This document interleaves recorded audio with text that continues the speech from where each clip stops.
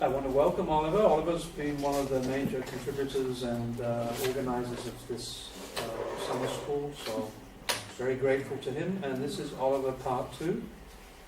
Part 1, which you remember, was Georgian historiography, and now he's looking at cultural memory and narratives of Soviet Georgia. Yeah, thank you. So let's start. And Tama has also arrived. Please come as well.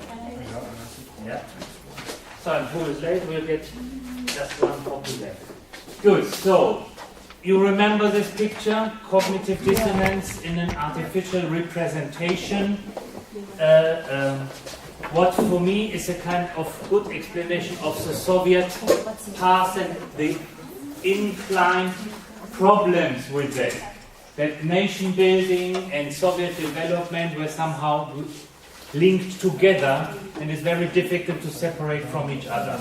But they were perceived in Georgian historiography, as I was talking last time, as separable. But if this is possible, this is something really to be discussed. So I will, hopefully within 45 minutes, at least 1 hour, you will stop me. Introduction, again, theory and concepts of memory. As we have seen, oral history is very much related to memory. So this is something that we need to conceptualize, otherwise we are just collecting interviews, live history interviews or whatsoever. Then I will tell you something about the history of memory in Georgia. From individual to communicative memory, relying on private ego documents that are replacing a public debate that was not possible. Then cultural memory, where I would say a pivotal role is, as can be seen with the Georgian cinema. Unfortunately, I haven't seen this film that will be shown tonight, but I edited already in the presentation today. Then how it is with political memory, shortly, because for the period 2004-2012 we have a specialist sitting over there, Tama Karaya. And then about Stalin's return after 2012, so the last period, and a conclusion. Again, I have to start from this, because this what I'm going to present here is also the outline of my book project that I am, thanks to the students with whom I had the chance to work with for 3-4 years, summarizing all this, what we were discussing, and also adding. So it will be, so you will see how I will proceed, how it is also a kind of an outline of a research program. We discussed this disciplinary matrix by Jörn Reisner. In my first presentation, I was focusing on the disciplinary part of this matrix, looking what is happening in the upper part, in what way there was cognitive strategies that were applied to nationalize the past. In my presentation today, I will look into this practice of life, where memory is concentrated, but since I am doing it in an academic way, I will do it from here. So my approach will be from here, looking at that. Something that is not became more important in historiographic research. Previously, really, the history discipline was very elitist and looking really into the past according to written sources, is what Amike was mentioning. Why do I always bother you with this kind of schemes? Because we have to structure what we want to know as clearly as possible. What we want to know. How to make our sources, be it written sources from the archives, be it speeches by presidents or monuments, be it oral history interviews, what we want to know. What really is our interest, and it must be very, very clearly defined. So it means I will look with the methodology from memory studies, mainly from Aleida Assmann, into the practice of life of memory in the here. And you see, this is something that I just found. One moment. So here, that this is really something, a very helpful tool. This is from Peter Seixas, who is a didactic scholar with the didactics of history, who elaborated this for the application for history education. Yeah? And so you have this, you see it is a cycle that is informing each other. So there is a public memory that is there in the public sphere, in the life practice field. This is following certain community interests and identities. And then from this, the scholar is taking certain questions and formulates these questions according to certain theories, applies certain methods that help him to substantiate, to gather the evidence, and then he formulates its results in a book, in a representation. Yeah? It might be, mainly it is a monograph. So, and this, of course, is accessible also to a reading public. We just discussed Orlando Five's issue, and then may have also an impact on the public memory.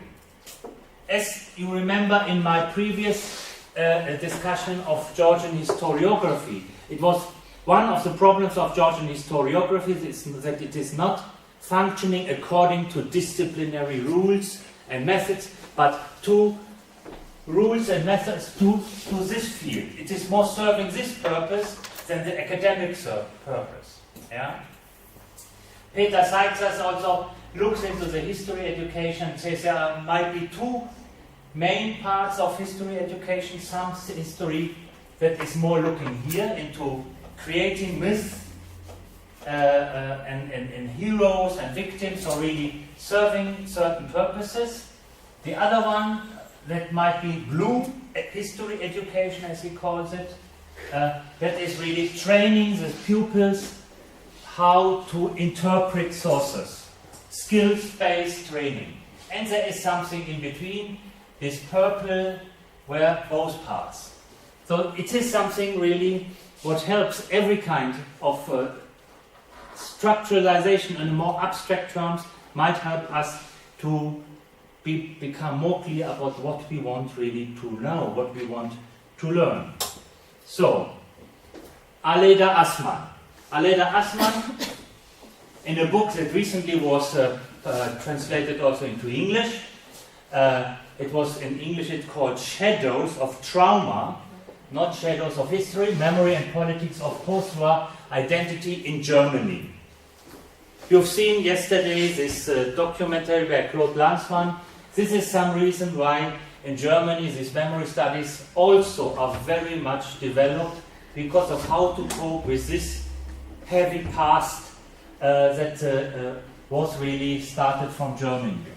You see, there is this really a very short, comprehensive presentation on memory studies that differentiates the field of memory into neuronal memory, so into our bodies here, where our memory is physically stored in the individual brain, but it is formulated according to social communication, because all of us, we are members of certain communities, certain groups, be it concrete face-to-face groups, be it abstract groups like class or nation.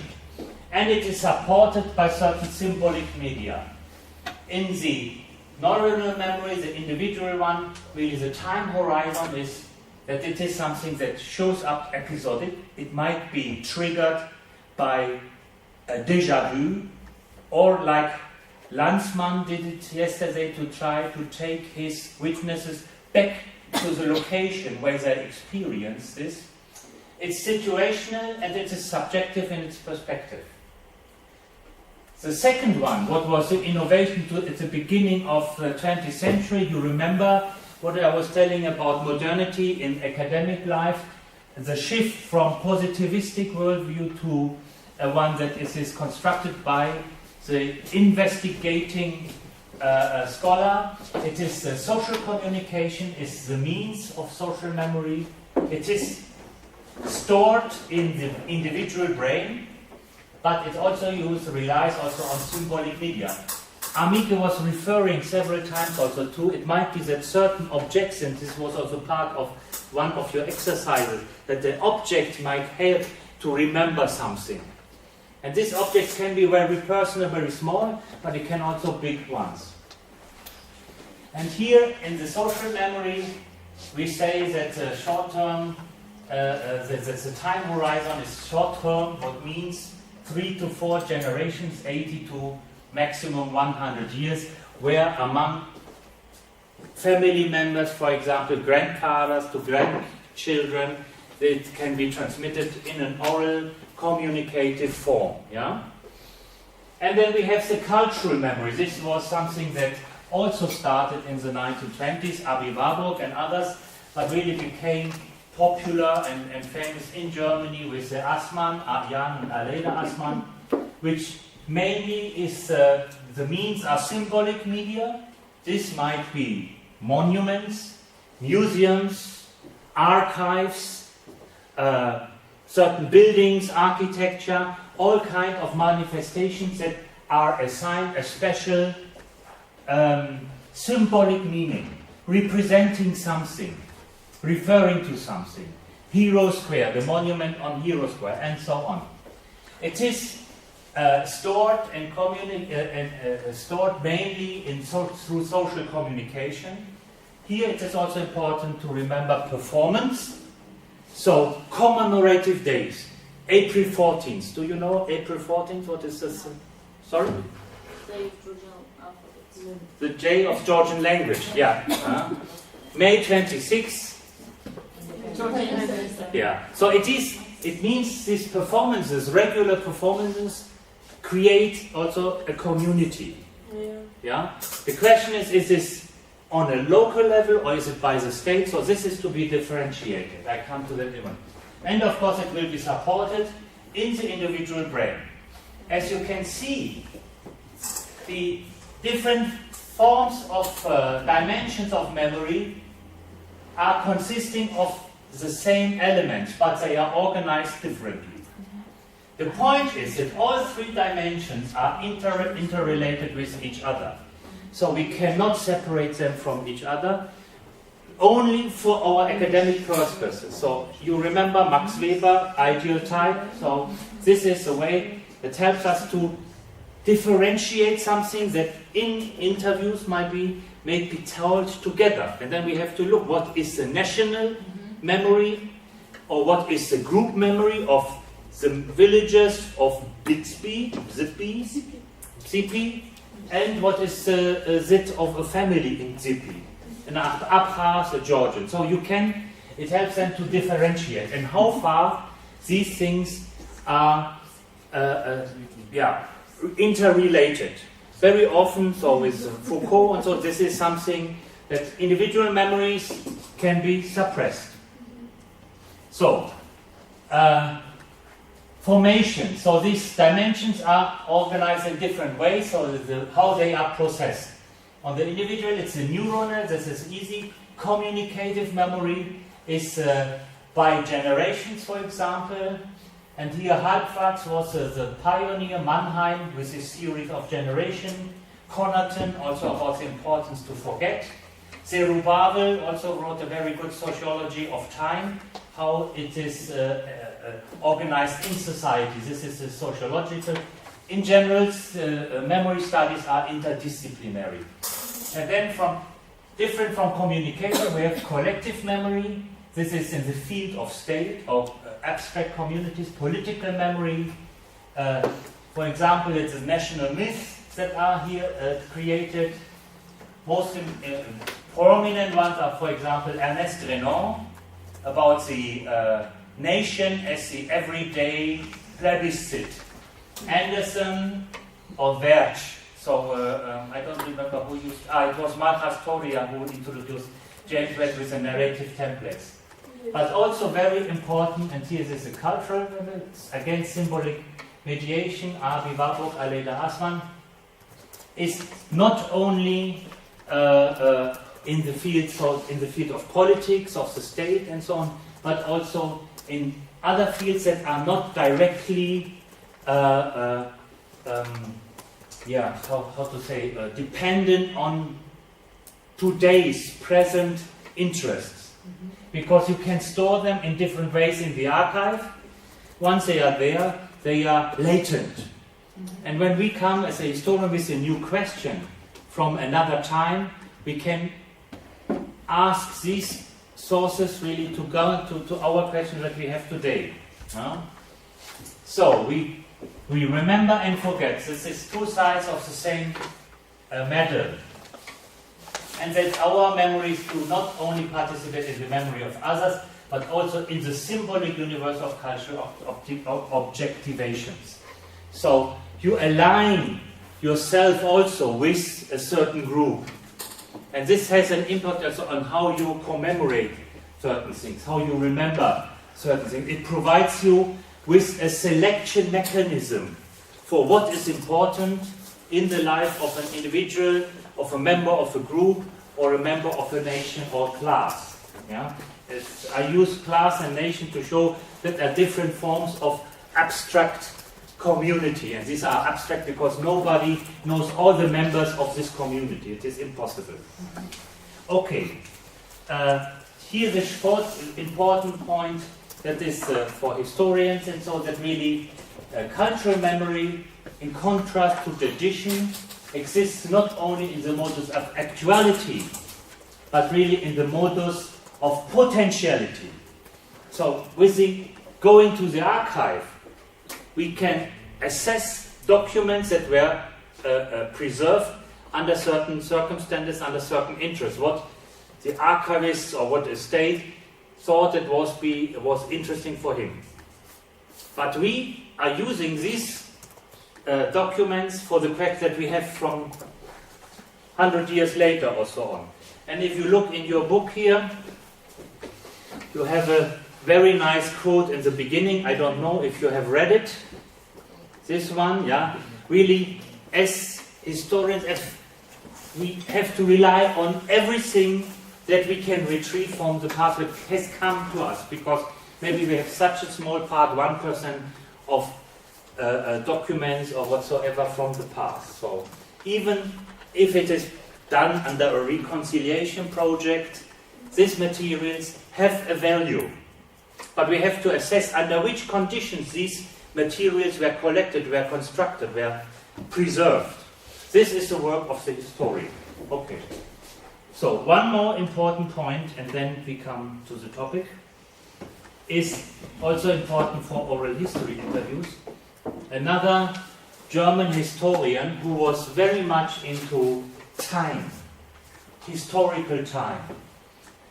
He wrote a book, this is Futures Past, on the semantics of historical time, that we understand ourselves. I think I mentioned this referring to the profession of the historian, Mark Bloch, yeah? That we see, as a historian, I would say, I see the present as a past in the future.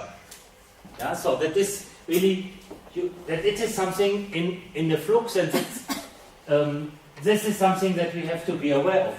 And therefore it is very important to be aware of when do we conduct interviews. Because in each individual interview, there are 2 points that are very important. The one is looking back of the individual. This is a space of experience, what they bring with them, until the day we enter their life and are interviewing them. This is what they bring with them, yeah? Experience as memory of the past, polarity to outline and establish the conditions of possible histories, not history itself. Yeah. And here we have, this is also important, the time horizon, the expectation for the future. The individual has a biological clock. So at what part of their period we are conducting the interview, this has an important role. If it is a young professional who is at the beginning of his career, if it's an older, elderly people, like some of those people that were interviewed in Lanzmann's documentary, who are facing the end of their life and want to preserve it for future generations, and so on. This is something, these two is always what we have to think, to take with us. Maybe not explicitly putting it in a question, but being aware of it. Where does this person come from, and what is this expecting? Sometimes they are quite outspoken about it, why they are ready to give an interview. Amike gave this example, and so on. So this is my framework for my book, and maybe also for something what we would like to do in oral history. So, Georgia. I have put private ego documents because in historiography, ego documents are produced from individuals for themselves. Diaries or something like that, letters maybe, but reflections of the individual that are replacing a public debate. And why do I say it? This is about Stalinist period, for example. Yeah. So the first person, I think I mentioned him already, as my beloved book that is somewhere here. Who was a person that was able to think in timely concepts. Because on the 12th of March 1954, he wrote down his memoir, his impressions from the Stalinist period. Because he wanted to preserve this atmosphere, the atmosphere under Stalinism, how the people were living under this. Something that you will hardly find in KGB archive or Central Committee archive, where there are discussions of what decision to take, how to industrialize Georgia and so on, how to fight religion and so on and so forth. But here then he tried to do this, but of course he could not publish it. He didn't dare. He didn't dare to write it down once Stalin was alive. So the day Stalin died, he sat down and wrote it. But he was a person that had an internal dissidence, because he was an active member of the Georgian National Democratic Party in the independence period. And he was a scholar, so a literary scholar, specialized in literary studies. So very well enough. I cannot go into the details of this. This is something that you can later read. The other one, for example, is Liziko Kaftaradze, who also spent many years in different camps, gulags. She was imprisoned several times because she was also an opposition, critical-minded student at Javahishvili University in the 1920s, and for this she was then also in prison. So her memoirs were written in 1971 and published in 2008. So the publishing date is always here at the end. That you can see there are 37 years between writing and publishing. Yeah? And publishing means also to make it public, so that this experience, individual experience, perception, comes into the public sphere. But we have also other persons who were more connected with the Soviet Union. And the most interesting one so far is Mikhail Galoblishvili, who wrote at the age of 70 in 1972. It's called, in the published version, 1937 Memories of a Repressed. He was a person from the lower nobility who made his career in the Soviet Union, became a so-called cultural worker. In the Russian terminology, it was a vydvizhenets. So, whom the Soviet Union, the new state, provided opportunities to align themselves, their professional way, with the Soviet Union, with the Soviet power. He died in 1978, but if you look closely into these 90 pages, you will see in this, the whole is not the memoirs of his life. It's only focusing on 37, 38 until 1940, the period of the Great Repressions, when he was arrested, interrogated, a little bit tortured, he was very lucky, and then sent to Siberia for 10 years, but then he was rehabilitated already in 1940. So, and he returned to Georgia in 1940, but this was all what he did afterwards, working in SAC film and so on. It was not important for him to preserve. What he wanted to preserve in this is his experience of this being in the prison and the people he met, because in the whole piece there are 90 to 100 people mentioned. So what he wanted to preserve was the information about where certain people, the whereabouts of those people, because a lot of family members did not know where they ended up.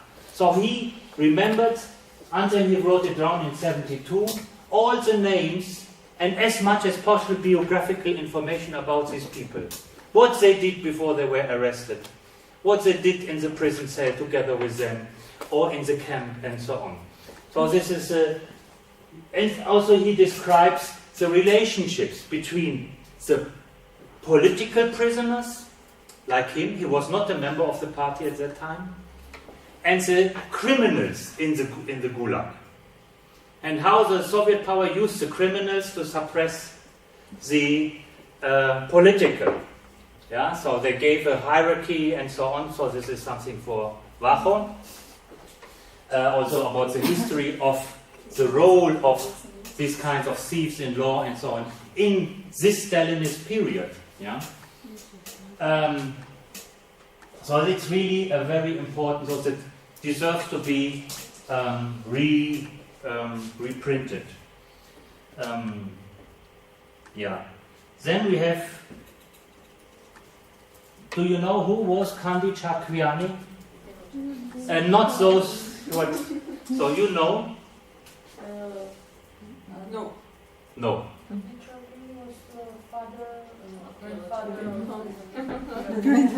Yeah, very good. So the grandfather of Irakli Chakwiani. But what did Candid? What was the? Sorry. No, he was not a historian. Oh, I'm a little bit surprised. I remember his position, but he was a politician. He had a yeah. he was something great position. In the Soviet Union. Sorry. After Beria. After Beria, we are getting closer. Yeah. He was Deputy of the Communist Party of Georgia. chairman. He was, yes, now we are almost there. He was the first party secretary of the Communist Party of Georgia between 1937 and 1951. So we have just had this, the Great Repressions were conducted also in Georgia, 1937, 1938. When we look in his memoirs, Experience and Reflections, published in 1985, you see this is already Perestroika. This was, there is no mention of it. Nothing, but what he did for Georgia, for the development of Georgia. Here we have already the beginning of the separation from each other, the separation from Soviet development, discourse, narrative, and nation building. And he was already in that, referring to that. In 1992, so the Soviet Union was already dissolved. Yeah? Gela Chakwiani, his son, conducted interviews with my father that were published in 2013. And guess, did they discuss or not No. repressions. No. You have read it, huh? Yeah, no. No mention again. What we can observe, a shift from Soviet developmental narrative to Georgian nation-building narrative. Of course, these were linked together because nation-building was a part of the Soviet nationality policy in a hierarchical way. Yeah. And here we have Kandi Chakriani was just last year was published episodes from the relation with Stalin, where he presented himself as an executioner. These were the orders. We remember from Sukhomel yesterday. So it was ordered and he had to execute them. He did not have something to decide himself. Somehow the Arendt's, it's very near the Arendt's, Sorry? Arendt's theory about the evil of banality of the evil, yeah? Yeah, so this is something what you can say. No? What is written here in this interview and here also, how afraid he was when he lost his position in 1950 that they would come and pick him and kill him. Because this was a Stalinist policy, how to deal with politicians that were not performing well or did something maybe even arbitrarily. Yeah. So this fear he realized with himself, and this is what he mentioned there, but not what happened to other members of the society. So it means that really only with the perestroika period this became more public, and also the request to justify themselves, so of those who were in power, were part of the system, came to the fore. Yeah? Good. But so there was no public debate possible under Soviet Union. Do you want to say? No, I just want to add one book. Maybe. Yeah. Maybe you already know about it, but maybe it will be interesting. Yeah. It will be from this first book. Yeah. Maybe. It is a diary of an Armenian woman. Yeah. Yeah. You maybe Very good. know. Mm. About Arpina Alexandrian, yeah. Alexandria. About the exile of Armenians from Tbilisi. Not exile, the deportation. Deportation, yeah. But as I learned, this was part, the Armenians that were living in Tbilisi, that were deported in 1949, was part of a campaign, so-called Operation Valna, Operation Wave, where also a lot of Armenians were deported from Armenia itself, from the Soviet Republic of Armenia. But this is, I left it out here, but of course it was Armenians were part of the urban identity of Tbilisi. What was... Especially at the beginning of... But the book is published in Russian in Armenia, in Yerevan. I had to get it from Armenia. Yeah? Yeah. Okay, but this is, so the way how... Yeah, we can maybe continue after, because I don't only have 45 minutes, so I have to hurry. So instead of a public debate, we have here really that the people tried to preserve it. If they did not preserve it in oral communication with their family members, this is maybe a topic also for oral history. They wrote it down, what was important for them to preserve. Yeah? And very important is, so that these people here, he understood really how to read Pravda and how to interpret how the ways of Soviet totalitarian communication. This is very important. But then we have a shift. So there was no public debate possible under the Soviet period, only with perestroika. A shift to cultural memory in the way of Georgian cinema that started to tackle the first movie that I am aware of that brings up the topic of Stalinist repressions was Lana Horoberidze. It was a movie about the role of women. Some call it also the first feminist movie of Georgia. So some interviews about, for example, so the double role that women had to conduct. But there is one scene where the arrest of her mother, of the main figure, a female figure, is remembered.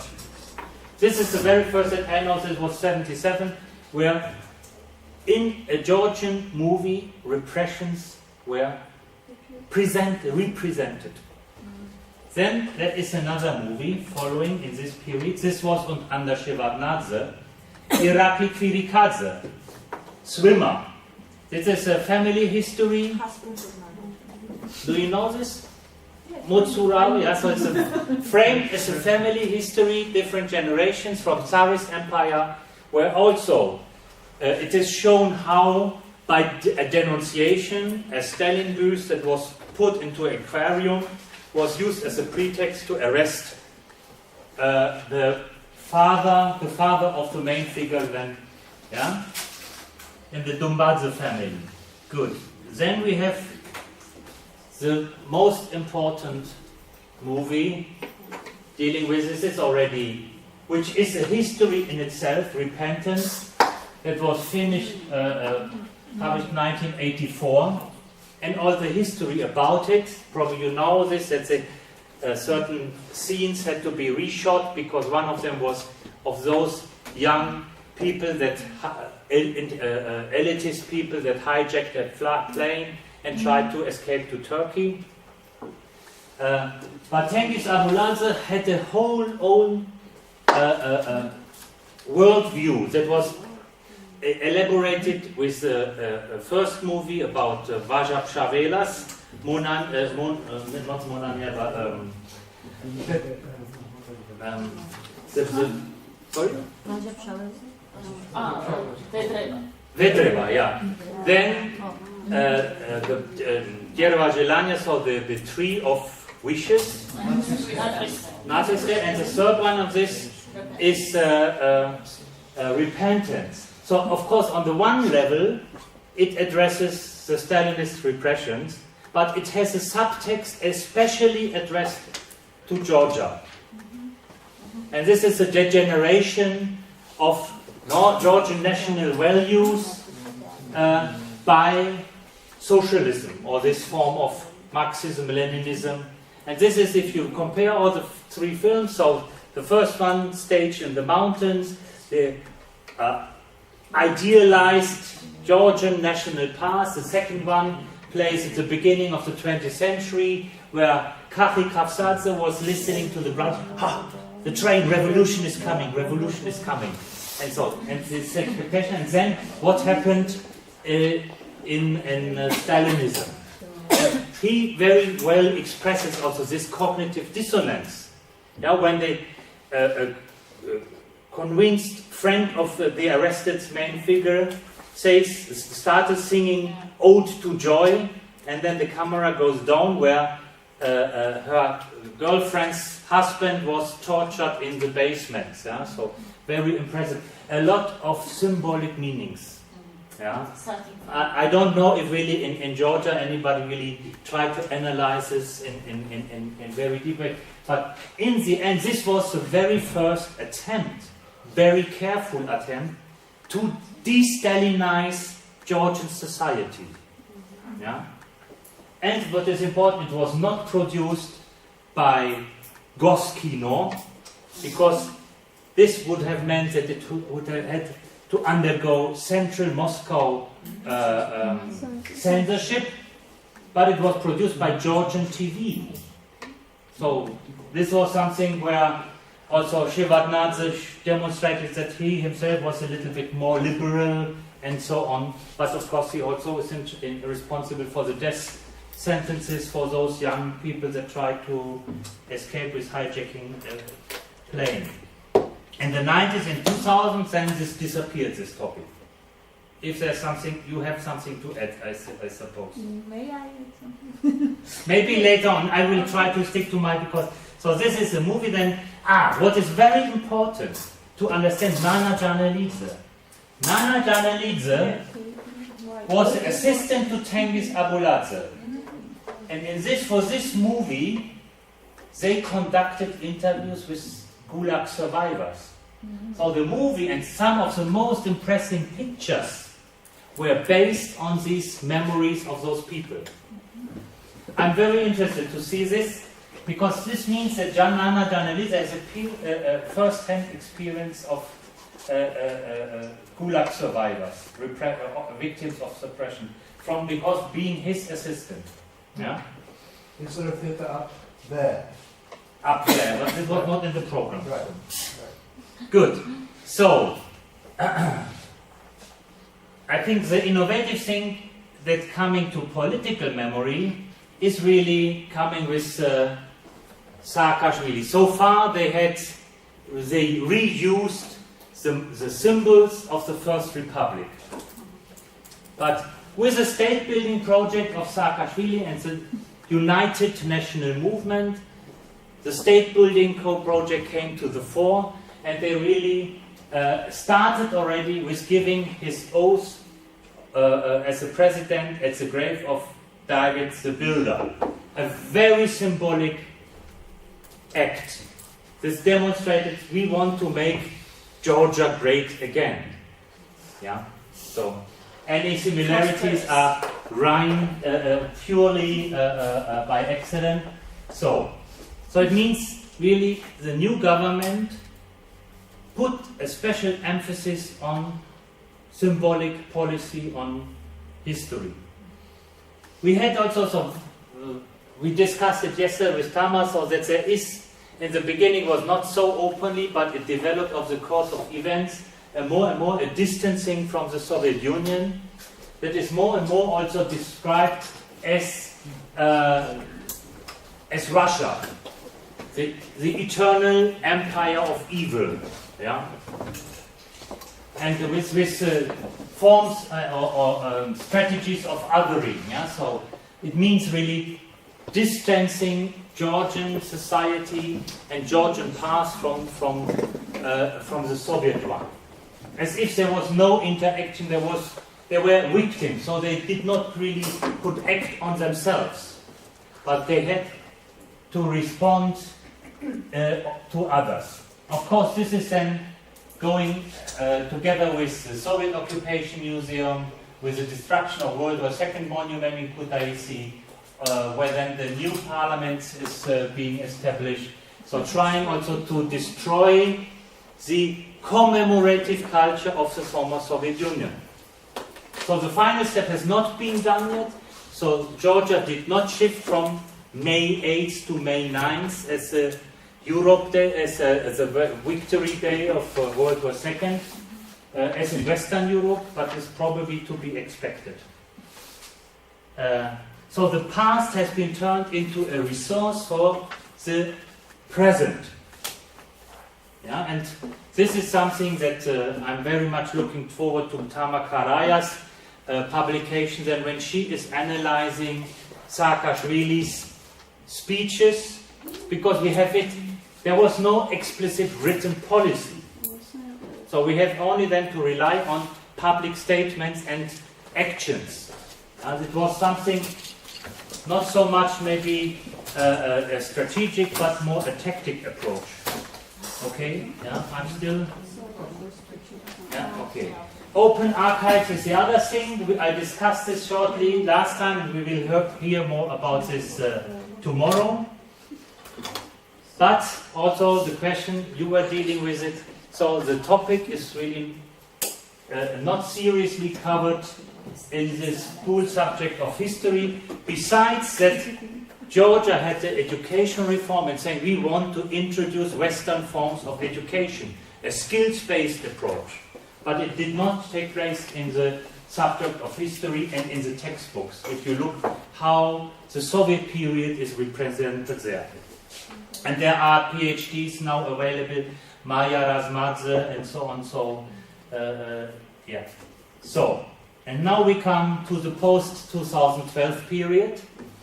While Saakashvili and the United National Movement were very anti-Stalinist, anti-Soviet, anti-Russian, here we have then, in 2012, there was a change of government, and there was a Carnegie Foundation conducted a comparative survey about the role or the perception of Stalin in Georgia, Azerbaijan, and Russia.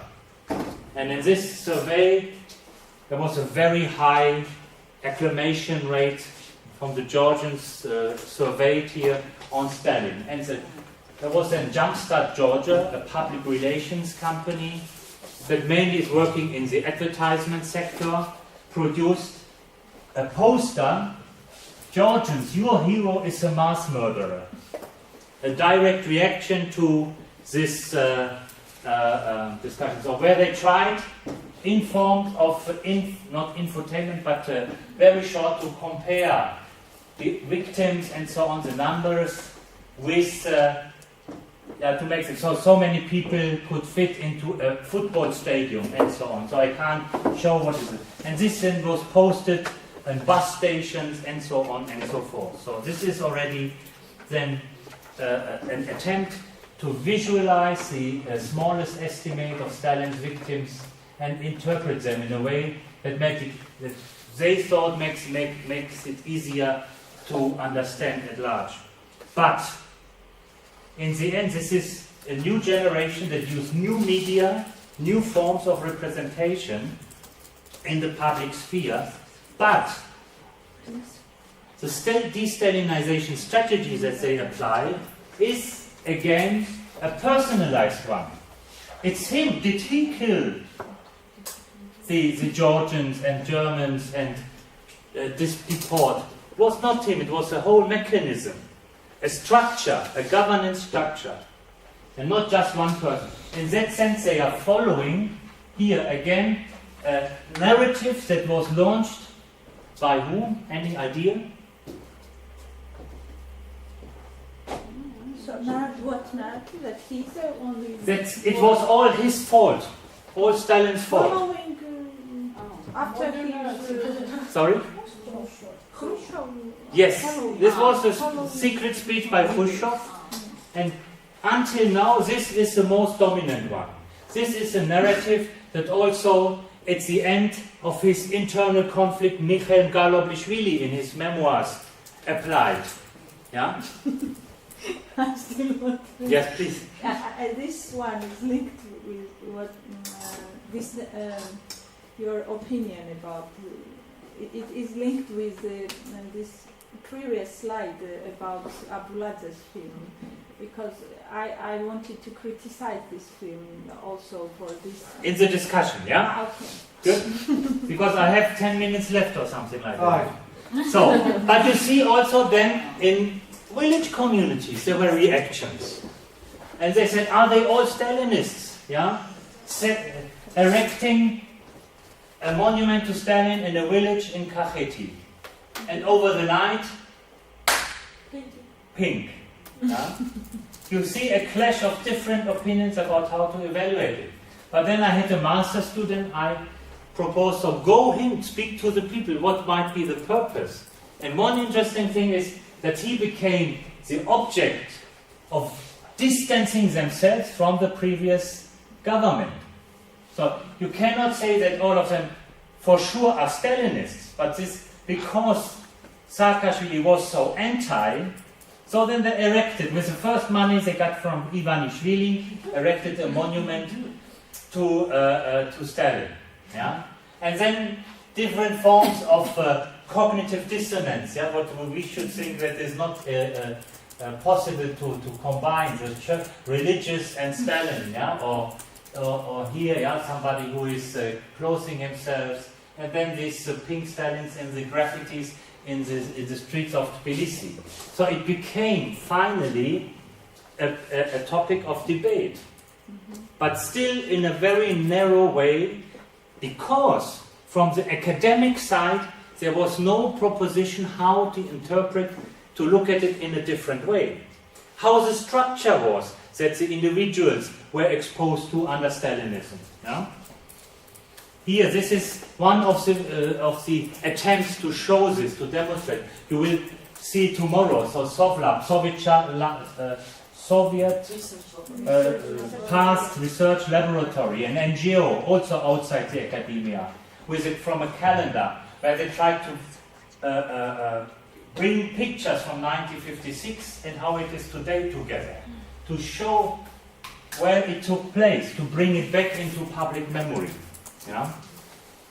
What was remembered by individuals, then tried to bring into public debate. This was there. And this is a kind of Stalin monument where it is today. This is how Stalin looks like today. And the whole problem of how to deal with this past, the concept of the Stalin Museum is something that is going on for years now. I have, I don't know if it's a pleasure or honor or whatsoever, but I'm part of this advisory board in the Ministry of Culture, and they don't know what to do. Leave it as it Sorry? is. Leave it as it is. Yeah, but is it enough? We can discuss it, yeah? So how to deal with a difficult past, how to address, what to tell to those who were suffering. Somebody came to me when I was working as a delegation here. I lost my house and I did not receive it back. Besides all the lustration law and so on and so forth. So really there is very little analysis ongoing. When it is ongoing, for example with a PhD by Nusra Batiashvili or Georgi Maisoradze, mainly outside. Tamas' dissertation is one of the latest here inside Georgia on the academic field. But also Nino Haratishvili's book. Do you know Nino Haratishvili? A Georgian who left Georgia in the 1990s, went to Germany, learned German, started to write theater plays in German, and lately she published this book, The Eighth Life for Brilka, what is again a family history of 4 generations from the perspective of the women of this of a family. Not in English yet, no. Georgian translation is underway, but it's interesting. So she put so much effort into coming to terms with the past, writing 1,000 or how many pages? 1,274 pages in German on the Soviet past. Yeah. So it means it is something that is important to individuals. Yeah. Another point I shortly discussed is this chapter of Ethnos and Terror with this German-Georgian collaboration project on the archives, which shows that there is more and more pressure, not only inside the general society, but also outside. But the problem is what are the capacities, how to deal with the past, how to proceed. So for me, Georgia is at a crossroads. Yeah, there is a need for reorientation. It is acknowledged, but no direction. What kind of values to apply? How to understand these values, and how to really address this in terms of dealing with the Soviet past. Yeah, we have always the discussion: national values or Western values, as if are black and white, totally disparate, different things. The same as with Stalinist repressions and victims and heroes, so this kind of thinking. The reflectiveness, the lack of reflectiveness was also mentioned by Elena today, and this is probably something where academic research can contribute positively to the debate. It is, of course, a relief strategy, this kind of victimization narrative, really that is easier than to say we were part of a system and we were not only victims but also perpetrators to different degrees, and that each individual always has a choice to participate or to what degree to participate, or like Jurate presented yesterday, to become an outcast. Yeah? So to try to isolate you from your environment in the Bermuda Triangle. A very telling example of in an authoritarian or totalitarian, what choices are left for you. And this is what we can do, try to look at in the Stalinist period, in the Soviet period. What choices really were there? How did people try to preserve a certain degree of selfhood, Eigensinn, and a concept from historical anthropology in Germany? So, I would say that Georgia nowadays is pluralizing, but not pluralist, because it has no institutionalized forms of how to deal with conflicts. Conflicts over the interpretation of the past, conflicts about values, opposing values, and so on, that they can really institutionalize in a way and agree that there are different possibilities on how to live. This means it can also come up a rollback if they are not really deeply embedded in the everyday practice of the society. So there's also the growing generational divide. We have here the representatives of the young generation, so this country will belong to you in the future, and it's also to some degree in your hand what you make out of it. And that has also something to do that there are less and less survivors and witnesses. Yeah, that it means in the terms of where to start oral history project, probably it is then to look also how is it with the age cohorts. Now, what period can we really still gather information as long as there are living witnesses? Okay, so in terms of Stalinist past, we have a more and more gradual transition from communicative to cultural memory. So less and less really people that can tell us, can give us evidence about their past. This is my conclusion. Of course, it's preliminary, because when I work in more detail into all the chapters, also, I will come up with a more detailed thing. Yeah.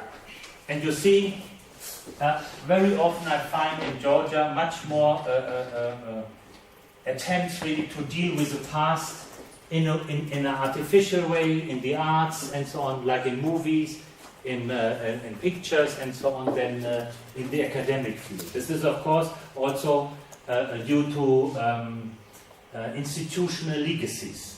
Okay. Good. Thank you very much.